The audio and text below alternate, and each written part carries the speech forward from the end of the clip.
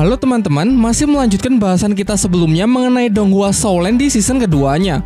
Karena performa buruk saat latihan, Master Xiao menghukum para murid Akademi Sri Langke untuk berlari mengelilingi kota dengan memikul keranjang berisi batu. Sebelum lanjut, saya mau mengingatkan bagi kalian yang belum menonton season pertamanya, saya sarankan untuk menontonnya terlebih dahulu agar tidak gagal paham saat mengikuti ulasan kali ini. Untuk link season pertamanya sudah saya taruh di deskripsi ya. Juga harus saya ingatkan bahwasanya konten kali ini sudah jelas akan mengandung banyak spoiler. Jadi kalau kalian belum dan ingin menontonnya secara langsung, segera close video ini ya. Baiklah, kalau kalian sudah siap, mari langsung saja kita mulai. Di tengah-tengah hukuman, Tang Shen mengajak Dai Mubai untuk mengurangi beban teman-teman yang lain karena secara fisik mereka berdua lah yang paling kuat. Mengingat mereka kini adalah satu tim yang harus menguatkan satu sama lain. Lumayan cukup jauh berjalan, mereka bertemu dengan 3 murid Akademi Changhui yang dulu pernah berselisih dengan mereka. Di sini para murid Akademi Changhui tersebut ingin balas dendam atas perbuatan mereka dulu. Dihajarlah Mang Hojun yang sudah tak berdaya karena sudah sangat kelelahan. Menyaksikan hal itu, Tang Shen pun langsung bertindak dan dengan mudah bisa menghajar mereka semua.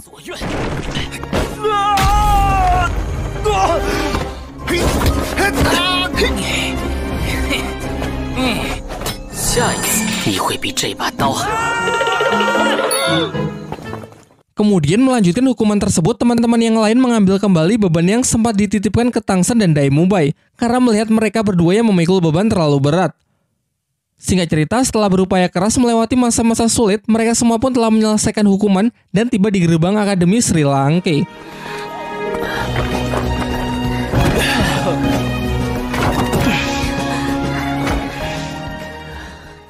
Malam harinya mereka semua pun beristirahat. Hari demi hari mereka jalani berlatih di bawah bimbingan dari Master Xiao sampai tak terasa 3 bulan pun telah berlalu. Pada suatu pagi, Tang Shen melihat sebuah kotak di kamarnya yang ternyata berisi senjata rahasia yang dulu pernah ia pesan dari bos pandai besi. Terlihat ia sangat puas dan mengagumi senjata tersebut karena dibuat begitu sempurna hanya dalam waktu 3 bulan. Ia lalu mulai berpikir untuk memperbanyak benda tersebut untuk ia bagikan ke semuanya. Namun tak lama setelah itu, ia dikejutkan dengan kedatangan Mang Hojun yang terlihat babak belur. Mang Hojun lalu menceritakan semua kejadiannya.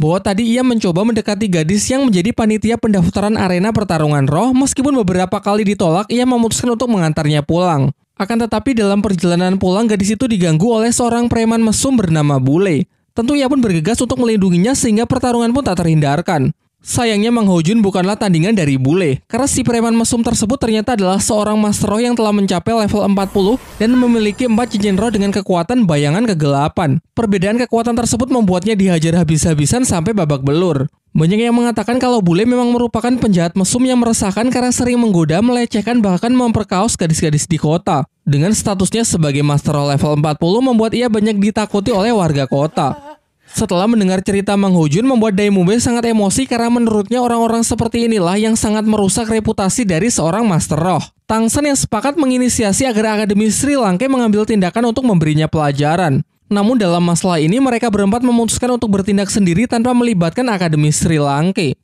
Mereka pun mengendap-endap keluar asrama. Xiao yang mengetahui pergerakan mereka menawarkan dirinya untuk ikut membantu. Meski awalnya ditolak karena kasus ini dinilai sangat berbahaya, ia tetap memaksa ikut setelah meyakinkan Tang Shen bahwa ia ingin mewakili para gadis untuk memberi pelajaran preman mesum. Berangkatlah mereka berlima ke kota untuk mencari Bule. Dalam perjalanan, Mang Hojun menjelaskan mengenai ciri-ciri Bule. Seorang pria tinggi, pakaiannya dominan hitam, serta memiliki kekuatan roh pelindung berwujud 2 cakar bayangan dan sayap di punggungnya. Lalu mereka pun memulai pencarian. Sayangnya setelah cukup lama mencari, mereka sama sekali tak menemukan jejaknya. Oleh karena itu, Xiao mengusulkan sebuah ide untuk menjadikan dirinya sebagai umpan guna memancing Bule supaya keluar, mengingat orang itu sangat mesum dan menyukai gadis-gadis cantik.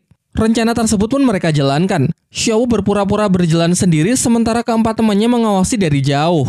Dan benar saja, tak lama setelah itu Bule muncul dan berniat untuk menangkap Xiao. Sejauh ini Xiao masih memerankan dirinya sebagai gadis polos untuk melihat tindakan dari Bule. Ia lalu mencoba memancing Bule agar mengantarnya ke toko permen di dekat sini. Tentu dengan senang hati Bule pun bersedia menemaninya. Namun ia justru mengarahkan Xiao ke tempat gelap dan sepi untuk bisa melancarkan aksi mesumnya. Ketika melihat gerak-gerik Bule yang mulai macam-macam, dari sinilah Xiao mulai bertindak untuk memberinya pelajaran.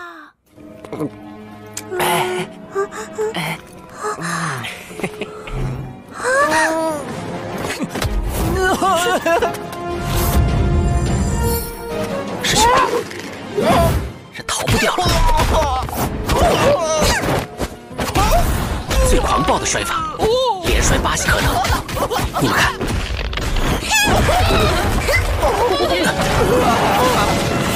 Setelah Xiao menghajarnya hingga babak belur, mereka berniat untuk langsung pulang. Namun Tang Shen merasa kalau hukuman seperti ini masih belum cukup untuk membuat orang ini jera, sehingga ia ingin memberinya hukuman yang tak pernah akan bisa ia lupakan seumur hidupnya. Sementara itu, diperlihatkan Kepala Akademi Flander bersama Master Xiao tengah membicarakan masalah keuangan akademi yang semakin menipis. Hal ini karena metode pengajaran dari Master Xiao selama 3 bulan terakhir ini sangat intens serta terlalu boros dalam memberikan fasilitas kepada para murid sehingga membuat anggaran biaya benar-benar membengkak. Namun Master Xiao mengatakan agar Flander tak merisaukan hal tersebut karena ia memiliki rencana tersendiri untuk memperbaiki keuangan akademi sekaligus sambil melatih para murid ke tingkat berikutnya.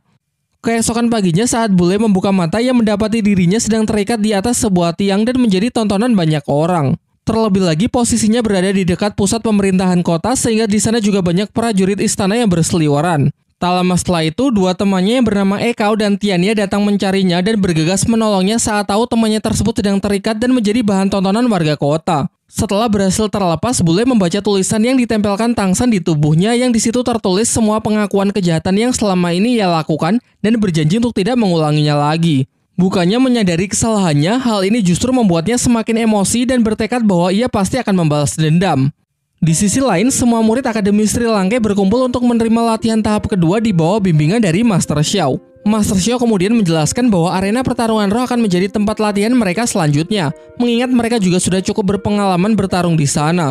Ia menjelaskan bahwa kali ini tak akan ada batasan waktu. Latihan akan dinyatakan selesai setelah masing-masing dari mereka mendapatkan lencana perak. Tidak hanya mengikuti pertarungan 1 lawan 1, melainkan mereka juga harus berpartisipasi dalam pertarungan tim sebagai tim Akademi Sri Lanka. Sebelum berangkat, Master Xiao menyampaikan beberapa aturan yang harus mereka patuhi saat mengikuti pertarungan. Yang pertama, mereka harus menggunakan nama samaran dan tidak diperbolehkan untuk memperlihatkan wajah asli kepada musuh, sehingga mereka harus mengenakan topeng pada setiap pertarungan. Sementara peraturan kedua, dalam pertarungan mereka dilarang menggunakan senjata rahasia. Dan terakhir, mereka diwajibkan mengikuti 2 pertarungan per hari tidak peduli kalah maupun menang. Sesampainya di kota, mereka mulai mendiskusikan rencana untuk bersiap menghadapi pertarungan. Master Xiao menyarankan agar para tipe support membentuk tim 2 orang agar memudahkan mereka memperoleh lencana perak. Oishike memilih berpasangan dengan Dai Mubai, sementara Ning Rongrong sebenarnya ingin dipasangkan dengan Mang Hojun, namun ia lebih memilih berpasangan dengan Su Ying. Setelah itu, Master Xiao mendistribusikan topeng untuk para murid agar mereka kenakan untuk menyembunyikan identitas mereka di atas arena. Dalam pertarungan tim, mereka akan menggunakan nama 7 monster Sri Lanka. Namun dalam pertarungan 1 lawan 1 dan 2 lawan 2, masing-masing dari mereka akan ia beri nama samaran. Dai Mubai menggunakan nama samaran Harimau Putih, Oishike sebagai Paman Sosis, Mang Hojun sebagai Phoenix Api, Tang Shen sebagai Dewa Asura, Xiao sebagai Kelinci Iblis, Su Ying sebagai Musang Neraka, dan Ning Rongrong sebagai Dewi Pagoda. Singkat cerita, dengan masing-masing skin barunya, para murid Akademi Sri Lanka pun memasuki arena pertarungan. Pertarungan pertama dimulai oleh pasangan Tang Shen dan Xiao melawan tim tikus dan kucing. Tercatat tim yang menjadi lawannya ini telah menang sebanyak 5 kali berturut-turut, sehingga tidak heran kalau semua penonton berekspektasi tinggi kalau tim Tang Shen akan dibuat babak belur.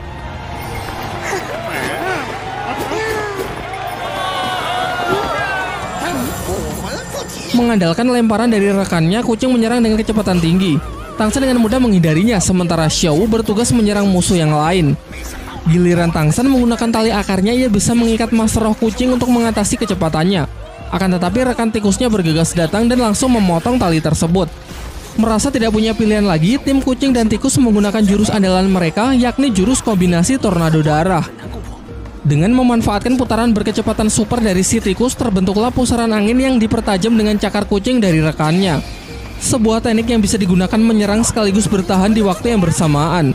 Menanggapi serangan itu, Tang Shen pun menggunakan skill keduanya, yaitu tali akar parasit, sebuah teknik di mana ia mampu menumbuhkan tali akarnya di permukaan kulit target, kemudian melilitnya dengan kuat.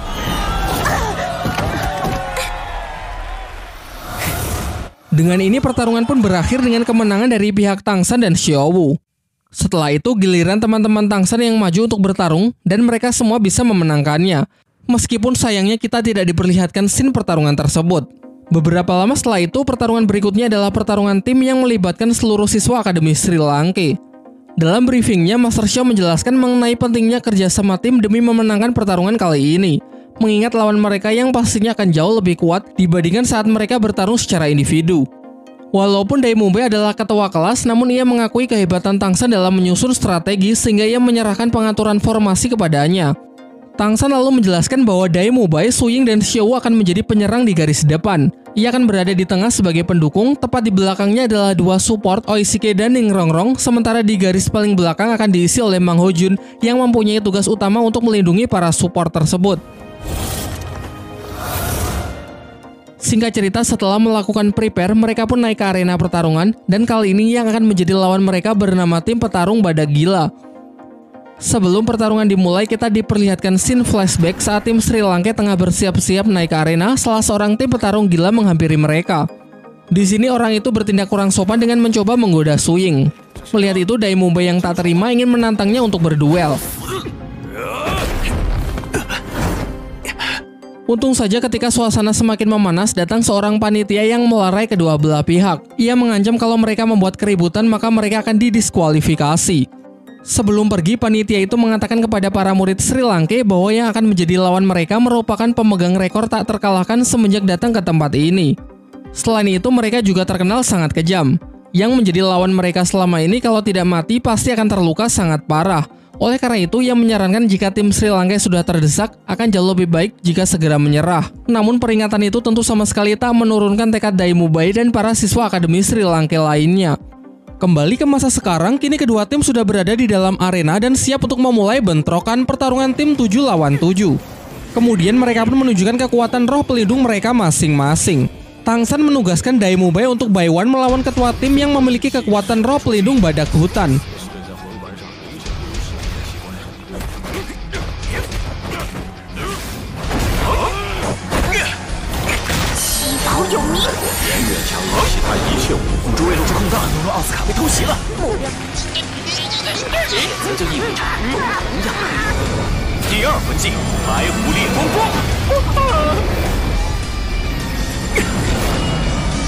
Dengan skill ketiganya, jaring laba-laba Tang San berhasil menjerat ketua tim petarung gila.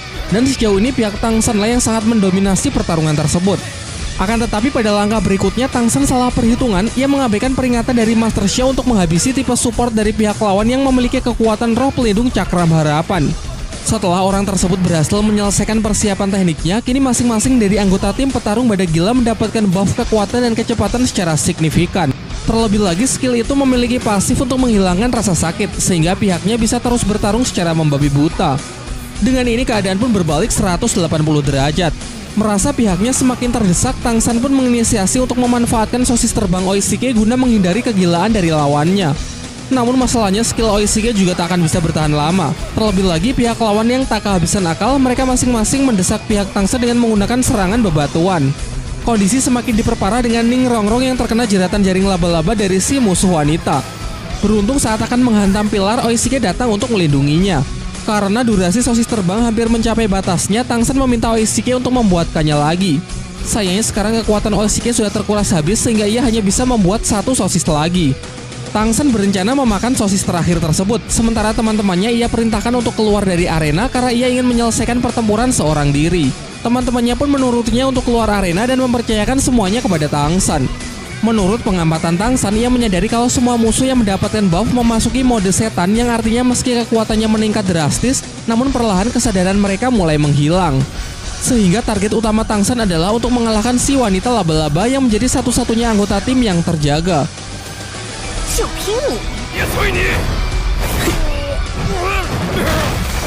Lawannya yang sudah sangat percaya diri akhirnya melakukan kesalahan dengan menjerat Tang San menggunakan jaring laba-labanya. Tanpa terduga-duga, Tang San justru menyerap kekuatan tersebut dan menarik lawannya ke arahnya. Diikuti dengan kekuatan rumput biru peraknya yang menangkap satu persatu musuhnya lalu melemparkannya keluar arena, sehingga dengan ini tim Akademi Sri Lanka yang dinyatakan sebagai pemenangnya.